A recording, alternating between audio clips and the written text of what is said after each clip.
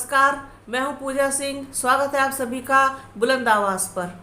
जैसा कि आप जानते हैं कि हाल ही में जो निकाय चुनाव हुए हैं उनमें बसपा का कैसा प्रदर्शन रहा है, आप सबको पता है। मेयर की एक भी सीट बसपा के खाते में नहीं आई। इसके अलावा निचले स्तर पर भी कोई बहुत ख़ास प्रदर्शन बसपा का नहीं रहा। और इससे पहले जो विधानसभा के चुनाव हुए थे उनमें भी बसपा बिल्कुल शून्य हो गई थी। और कल ही मैंने इस विषय पर एक वीडियो डाला है, आप लोगों ने देखा और सुना है, काफ़ी पसंद किया है उस वीडियो को, कि क्या अब बसपा सुप्रीमो मायावती को खुद मैदान में आने की ज़रूरत है, क्या उन्हें खुद कमान संभाल लेनी चाहिए। तो इन्हीं सब को देखते हुए, इन सारी बातों को देखते हुए और पूरी चुनाव को जिस तरीके से हुआ है और क्या कमियां कुछ रही हैं और क्या गलतियां रही हैं, क्या नीतियों में क्या परिवर्तन होना चाहिए, इन सब पर बात की थी कल मैंने अपने वीडियो पर। और आज ही ये समाचार मिला कि 18 मई को बसपा सुप्रीमो एक मीटिंग करेंगी, समीक्षा मीटिंग करेंगी और उसमें देखा जाएगा कि कहाँ कमियां रही, कहाँ चूक हुई। और एक चीज़ और बता दूं आप लोगों को कि कुछ जो लोग हैं पार्टी के, जो बड़े लेवल पर हैं पार्टी में, हो सकता है कि उनको भी इधर उधर किया जाए, हटाया जाए, बदला जाए। जो कुछ भी किया जाएगा वो डेफिनेटली पार्टी के हित में होगा, लेकिन समीक्षा मीटिंग बहुत ज़रूरी थी। और निकाय चुनाव के नतीजों के तुरंत बाद बसपा सुप्रीमो का एक्शन में आ जाना, ये इस बात की तस्दीक करता है कहीं ना कहीं कि उन्हें भी एहसास है इस बात का कि चूक तो हुई है, कमियां तो रही हैं, वो फिर चाहे नीति में हो या फिर रणनीति में हो, कमियां तो रही हैं। और पार्टी की तरफ से क्या कमियां रही, जोन कोऑर्डिनेटर्स की तरफ से क्या कमियां रही, जिला अध्यक्ष की तरफ से क्या कमियां रही, इसके अलावा कार्यकर्ताओं की तरफ से क्या कमियां रही, इन सब पर बसपा सुप्रीमो मायावती समीक्षा बैठक करेंगी 18 मई को।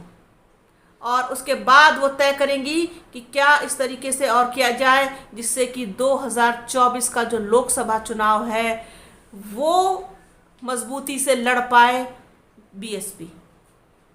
अब आप देखिए कि इसी चीज़ को लेकर के कल मैंने इतनी चिंता व्यक्त की थी कि उनको एक बार खुद समीक्षा करनी चाहिए। और ज़रूरी भी है इस चीज़ का आकलन करना, इस चीज़ का पता लगाना, इस चीज़ पर विचार करना कि आखिरकार बीएसपी की तरफ से क्या कुछ और ऐसा होना चाहिए कि जो स्थिति निकाय चुनाव में हुई है वो 2024 में ना हो, उसकी पुनरावृत्ति ना हो। मैं ये बिल्कुल भी कहने की कोशिश नहीं कर रही हूँ कि मेरे वीडियो के बाद कुछ ऐसा हुआ, लेकिन चूँकि सही समय है विचार करने का, सही समय है सोचने का, सही समय है मंथन करने का, अपनी कमियों का आकलन करने का, अपनी चूक का आकलन करने का सही समय है। तो इस पर काम किया जाए, इस पर विचार किया जाए और इस तरीके की समीक्षा बैठकें जल्दी जल्दी हों, मायावती एक्शन में रहें और जो भी चीज़ें निकल के आती हैं वो फिर सॉर्ट आउट हों। ऐसे लोगों को मौका मिले जो वास्तव में पार्टी के लिए कुछ करना चाहते हैं, बीएसपी के प्रति समर्पित हैं। ऐसे लोगों को बीएसपी मौका दे काम करने का, बसपा सुप्रीमो मौका दे काम करने का। और इस बात पर ज़रूर विचार किया जाए कि जो बसपा का कोर वोट बैंक है कि वो तो कहीं इधर उधर नहीं गया और वो बसपा के साथ बना रहे। इसके अलावा 2024 के चुनाव के लिए बसपा के साथ कौन वो लोग हैं जो जुड़ सकते हैं, जो इस वोट बैंक को प्लस कर सकते हैं या प्लस कर पाएंगे, उस पर काम किया जाए, उस पर ध्यान देने की ज़रूरत है। अपने मतदाता को वापस लेकर के आना प्लस इस वोट बैंक में मतदाताओं को जोड़ना, यही बसपा की प्रायोरिटी होनी चाहिए। इन चीज़ों पर काम होना चाहिए। तो बसपा सुप्रीमो समीक्षा करेंगी, कई लोगों पर गाज गिर सकती है, कई लोगों को पार्टी से बाहर का रास्ता भी दिखाया जा सकता है, जैसे कि खबरें मिल रही हैं। लेकिन क्या कुछ होगा वो 18 तारीख को पता चलेगा। लेकिन ये बहुत ज़रूरी है, क्योंकि समीक्षा के बिना आप कमियां नहीं जान पाएंगे। आप जब कमियां नहीं जान पाएंगे तो दूरी किस चीज़ को करने का प्रयास करेंगे। तो इसीलिए किसी भी पार्टी के लिए हार के बाद या उसके परिणाम आने के बाद या जो भी उसके लिए जिम्मेदार चीज़ें हैं उन पर काम करना, विचार करना बहुत ज़रूरी है। तो ये सही फैसला है, सही डिसीज़न है, समय भी सही है। और बसपा सुप्रीमो पूरी तरीके से अब खुद को एक्टिव करें, एक्शन में आए और एक तरीके से कहा जाए तो सब चीज़ों की कमान जो है वो खुद संभाल लें, खुद मैदान में उतर करके और खुद चीज़ों को टेक ओवर करें। और कहना चाहिए कि सब चीज़ों को खुद ही लुक आफ्टर करें, तो ज़्यादा कहीं अच्छा होगा बीएसपी के लिए।